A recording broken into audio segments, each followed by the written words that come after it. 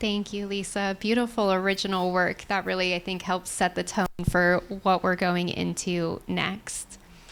So welcome everyone and Happy New Year. Today is our White Stone ceremony, and I'm going to be introducing Julie in a moment, but I wanted to open it up and kind of get this party started. So this time of year, typically right at the start of the new year, people are making New Year's resolutions, right?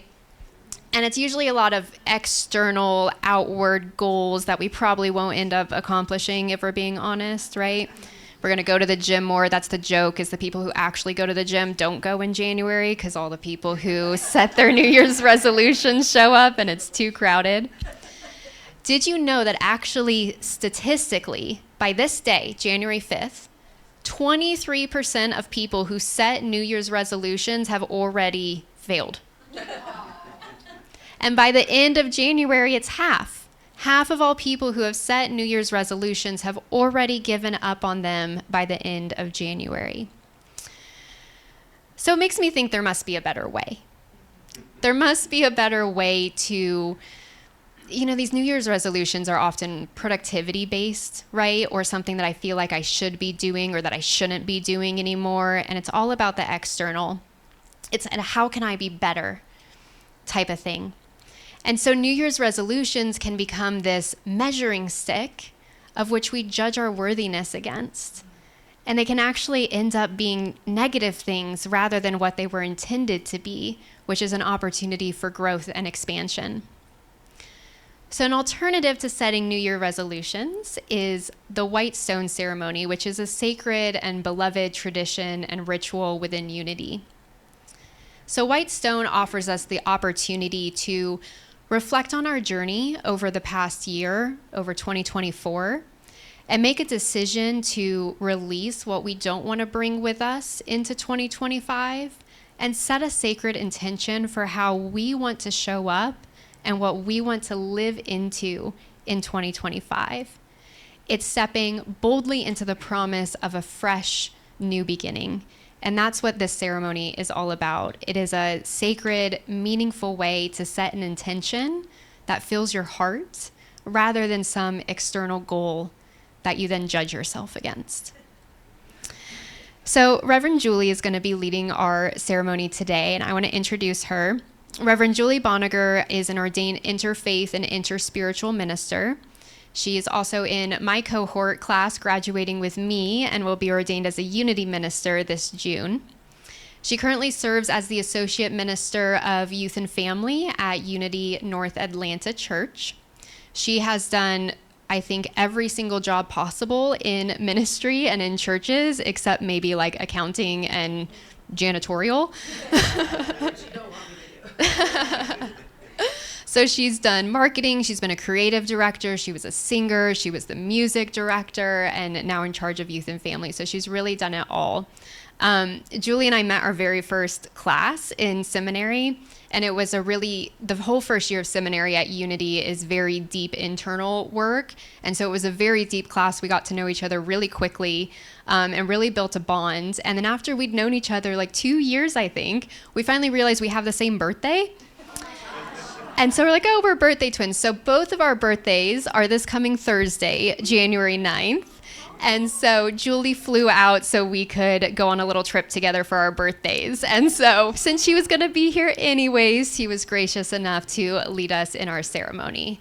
So I think you're in for a really great treat, and I'm going to pass it over to Julie. Thank you, Amanda Sue. Yes, we met. When we met in person for the first time, we were at the hotel bar the first night of conference, and she was talking over here and I was talking over there, and I heard January 9th, and I was like, oh my goodness, what is this? Now here's the thing. I'm old enough to be her mother. I don't feel that way. Does anybody else not feel their actual biological age? Yeah. I told her yesterday, my mom told me when I was younger that you get to like your mid-20s and that's who you are that's how you feel, and it's just the mirror that keeps shifting, but not your inside. And it can be a challenge, but I am just delighted to be here in this community. Amanda Sue absolutely loves you and talks about you a lot. And I also wanted to acknowledge Greg and Lisa for picking really wonderful songs. Yes. As a music director, I just know how important the context is. And when I realized the song they were doing at the end, I said, oh my goodness, I'm going to shift part of my talk because it's so perfect. And Use Me, I have not heard in so long, so thank you for that. So, how many people here have actually attended a Whitestone? Okay, I should have done it the other way. How many people have not attended a Whitestone? Okay, so your first time, well, you are in for a treat. To fully understand the depth of the ceremony, I'm just going to give you a little bit of history. It stems from Revelation. So Revelation chapter 2, verse 17, it says, to everyone who overcomes, I will give them a white stone, and on the stone will be engraved a new name that no one understands except the one who receives it. And so in ancient times, these stones would be given to gladiators who were retired. And so if you possessed that stone, it was like a freedom to not have to fight. Because I guess they could call in a gladiator at any time to fight to the death. So the stones were given for several reasons. Some say that slaves were given stones when they got their freedom to allow safe passage. That one has not been historically proven, but definitely the gladiators, if you were acquitted of a crime, you carried the stones. So if you could produce that, that was sort of an honor and sort of the VIP ticket, actually, to get into events, from what I understood. So metaphysically in unity, we use the white stone for spiritual renewal. So the name that you're going to get when I lead you through a meditation is the divine unfolding of what you want to live into for 2025, as Amanda Sue said. It's a blank canvas, and you see them up here. And the really important part is when we invite you up is to let the stone pick you. This is one of my favorite ceremonies that Unity does. And there's power in letting go of what you think the shape should be, the word should be. Is it smooth? Is it rough? Allow that divine unfoldment to take you out of your ego and into your heart space. So, you're going to go through a meditation and receive a name. Could be a word, could be a color, and I'll talk more about that. But how many people in the room love the name they were given by their parents? Or like it? Ooh, not? Yeah, I had to think about it. How many people are like, didn't love their name? Yeah, it's okay. Yeah, exactly. So names are important. So I looked up just a few common names to see what they meant. So for me, I'm Julie. I've always liked my name, but I was supposed to be Victoria. Am I a Victoria? Absolutely not. And the only thing that changed my mother's mind is when she saw me, I had blonde wisps instead of dark brown. And she said, that's my Julie, and that's how I became Julie. So it means youthful, childlike innocence, which I think fits me pretty well if you know me. But then it says it also means downy bearded. Yes, I have those little white hairs. So I'll accept that. But it was actually a dove, you know, that downy feathers. So I don't think they meant it in the way that I received it, but our Amanda Sue here means lovable, worthy of love. Whoops, sorry. So, do we have any Susans in the audience? Oh, congregate. Is that better? Is that okay? Okay. Susan, awesome. Susan means by whoever made this up. So, lily of the valley, but with sort of a nature vintage flair. Does that match? How about Robert? That's a common name. Does any Roberts? Oh, all right, Robert. What do you think your name means? I don't know. I was brought up with my middle came up with this idea, or what they were kind of Yeah. projecting narcissism on him. I was going to be the king of something. Well, right. And what Robert means goes along with that. It means bright fame and destined for greatness. Actually, it's Robert Bruce. So Yeah. So, I mean, you have to live into that. that's pretty tough. I don't know. And isn't it true? Our parents a lot of times give us names passed down or names for our culture and our history. I have two more. Any Margarets? We have a Margaret. What do you think your name means? You know, it's Old Greek. She's on top of it. It means pearl, which also is gentle beauty, but strong and independent, because that's what the pearl has to do to become a pearl. All right, one more. Eleanor. I met an Eleanor. All right, do you have any idea? It's a good one. It is not downy bearded. And if it was, I might not have written it down. Brilliant, the bright one, shining light. Yeah. So you can look your name up on the internet if you feel like it. It's fun. And they really do carry great significance. I mean, we kind of live into our names. So if I say, what are the ones I picked here? If you picture a Benji, what are the qualities a Benji might have? Playful. Yeah. Dog. Loyal. What about Garth? Garth Brooks, so music. Burly. Yeah, so I mean, Garth. Yeah, Garth.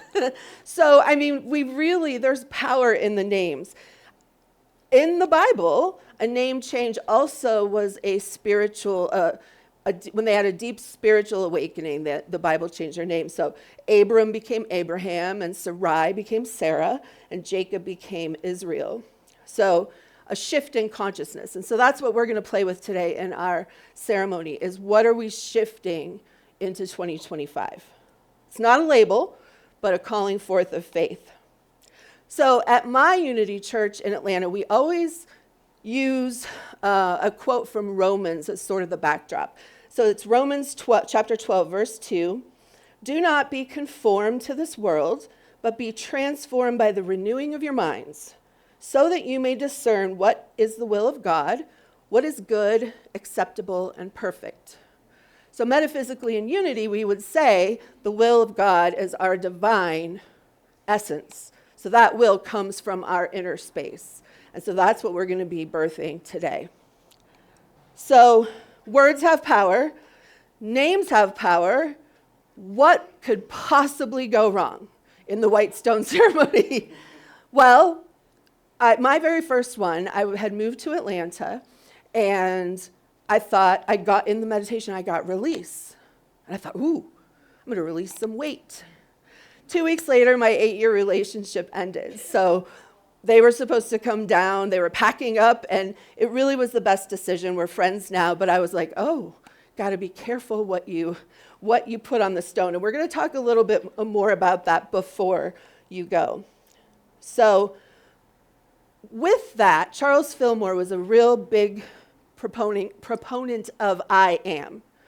So what comes after I am is really, really creative. It is a declaration. And so if you say, I am, shout one out. I'm very interactive. I am playful. I am light. I am light. I am what? Prosperous. Yes, that's one I struggle with. Is the bank account shows up when you feel prosperous, because there's an infinite supply, and we know that. So when you say I am, you're grounding in the energy of that. And he has Charles is Charles. Amanda Sue and I did a project where we brought Charles and Myrtle back from the dead. And we even had the voices and everything, because he's very verbose. But this is what he says.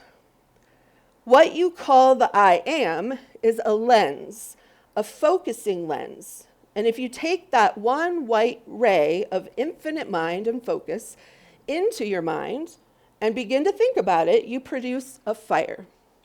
And if you continue long enough, You will feel that fire. Every one of the cells in your body will vibrate at a higher plane, and you'll be lifted up.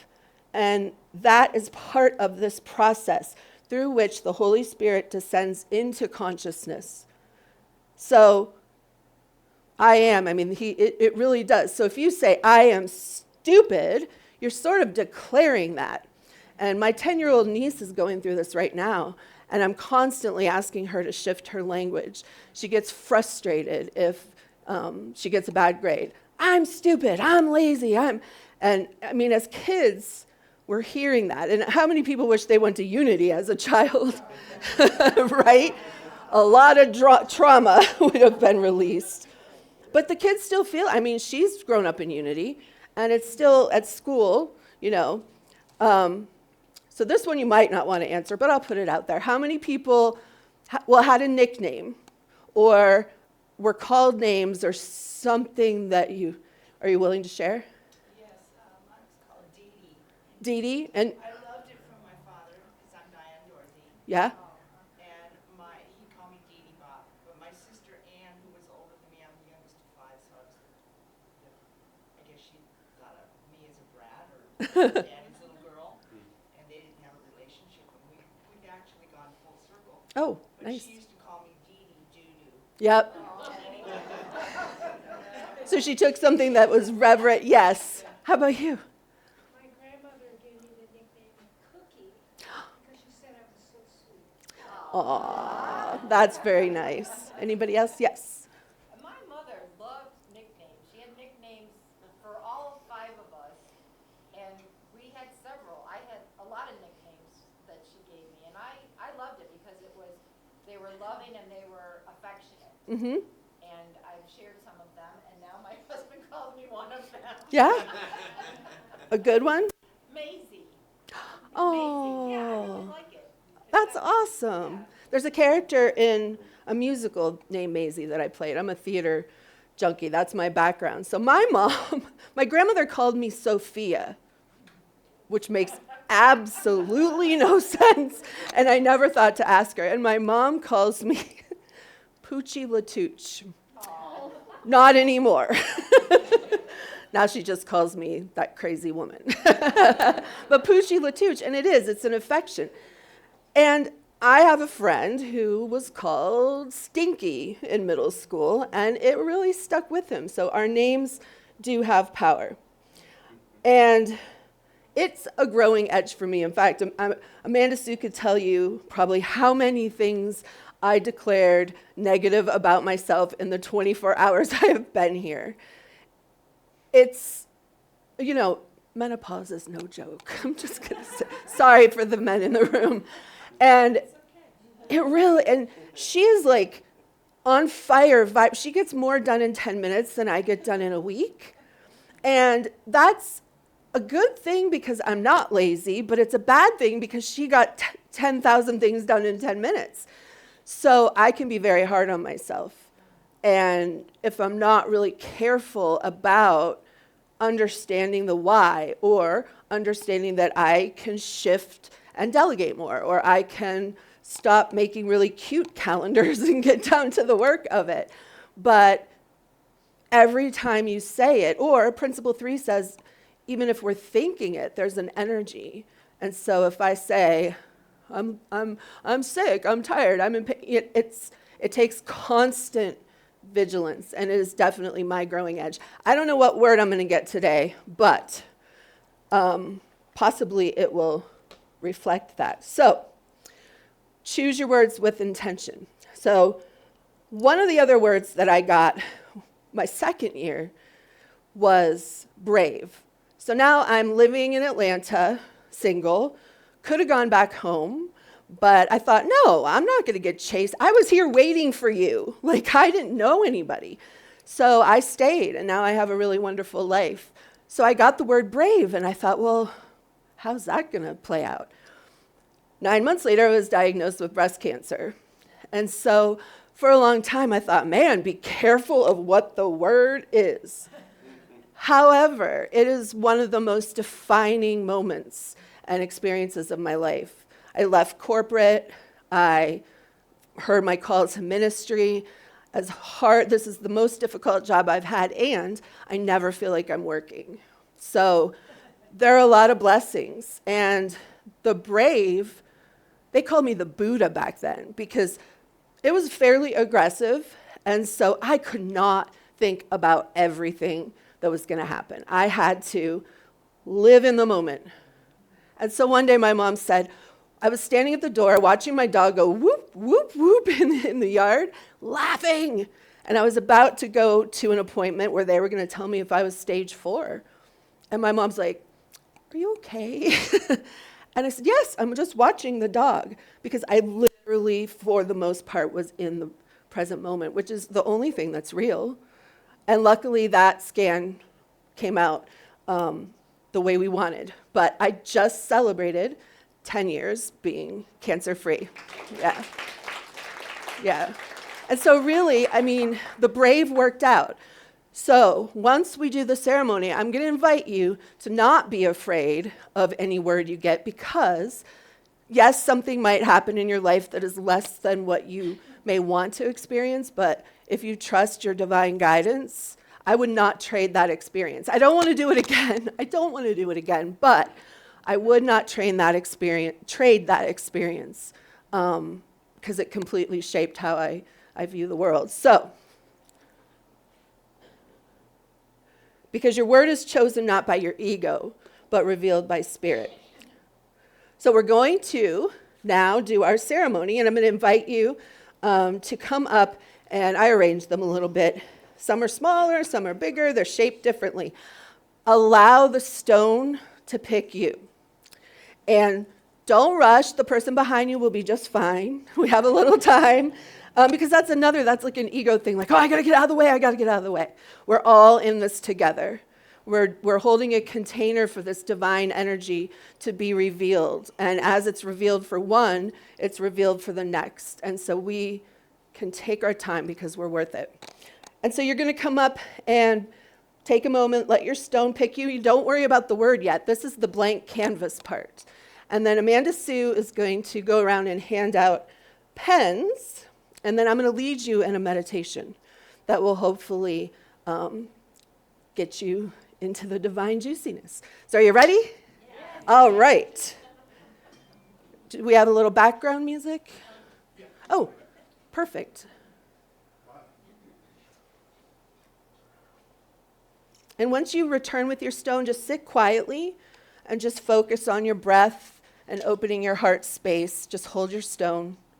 Feel its edges. So anytime once he starts and you feel led,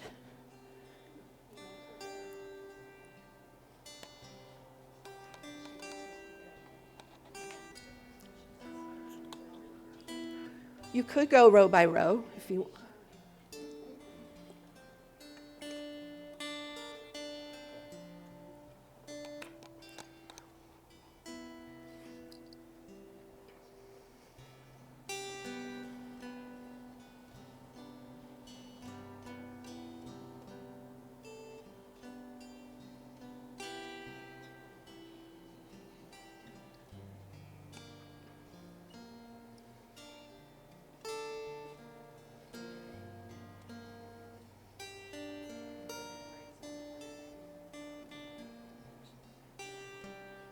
Not yet.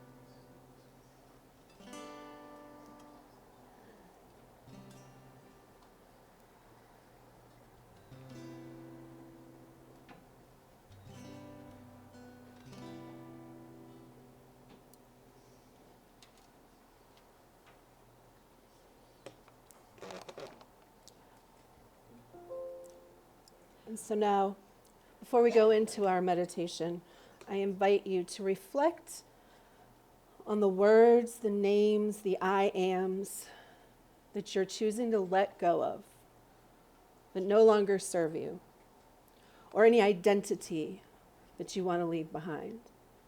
For me, I am slow.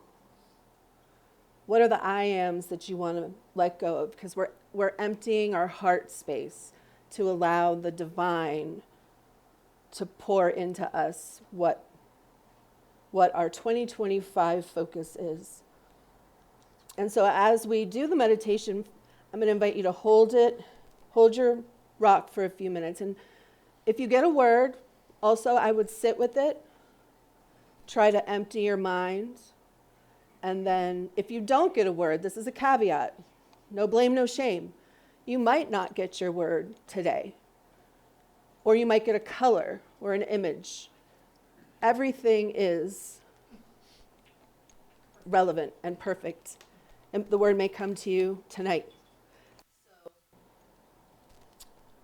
now I invite you to lower your gaze or close your eyes.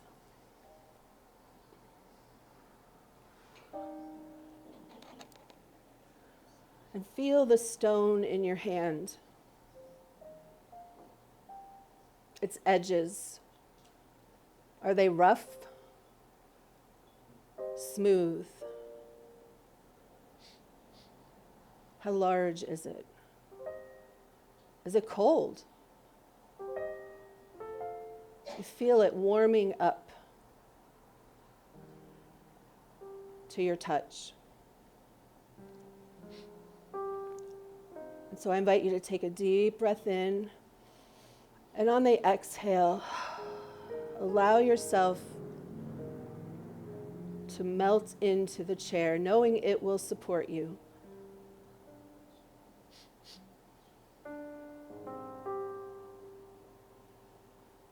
And bring your awareness now to your heart space.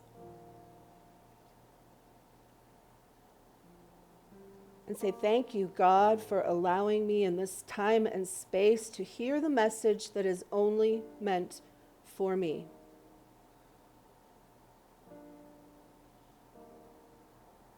What is it that my divine self wants my heart to hear? The human ego may not know why. You may get a word that you cannot put into context, and that's okay. This is the writing on your heart, the very point where God exists in and as and through you.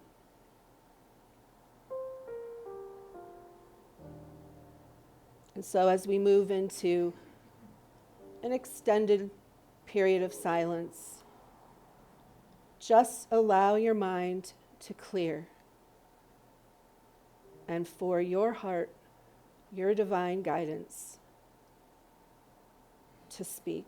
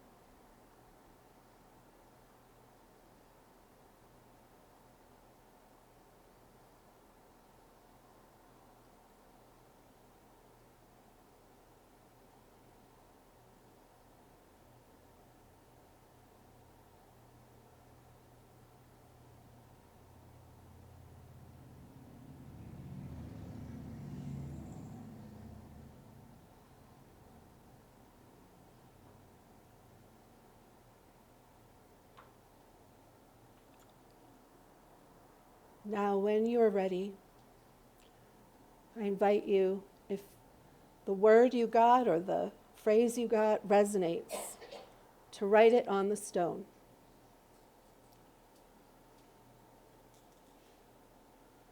This is your name for 2025. This is your declaration of your embodiment, of your unique divinity. And again, it's okay if you don't want to write it today. It will reveal itself to you when the time is right.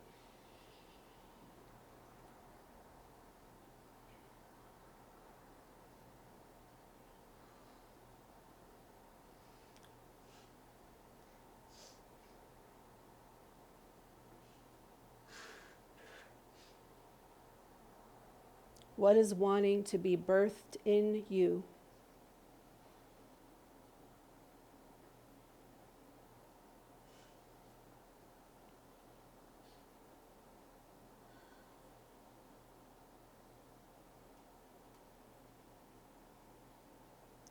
And so as we begin to come back into this space, we say, thank you, sweet spirit, for putting a name on my heart, or the energy and emptiness to allow that name to come in divine timing, knowing that this year will bring a gift through you and as you.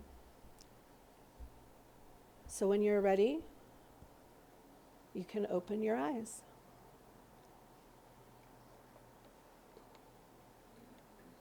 I have to say how completely impressed I was at how you let the stone choose you. Every one of you really intentionally let the stone pick you.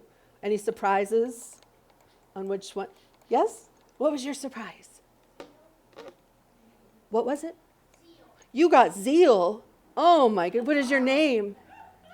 Ian, you got zeal, one of our 12 powers. That's one of the best powers. Yeah. I can tell you're already full of zeal. Is he full of zeal? Mom and Dad. So now, Ian, what you're going to do is you're going to use that zeal, not only for yourself, but for those around you. Yeah. He's so cute. So one last thing. So they picked a song that they're about to share that was just one of my favorites. And it's all about the river. Because a stone, how are stones made? The smoothness, years and years and hundreds of years in the river as the water flows. And what it reminded me of is all the bumps and bruises and sharp edges. Those are our life experiences, some good, some challenging. We're not going to say not good. But as we move through the river of life, we get smoother. Those experiences that shape and define us smooth out. And so there's a book that I love by Eric Butterworth called In the Flow of Life. Wonderful book. And so we're always in the flow, but what are we floating to? And I want to end with this quote by Christopher Robin to Winnie the Pooh. You are braver than you believe, stronger than you seem, and smarter than you think. And so what are you going to stamp in your I am? Well, thank you. And enjoy this wonderful song.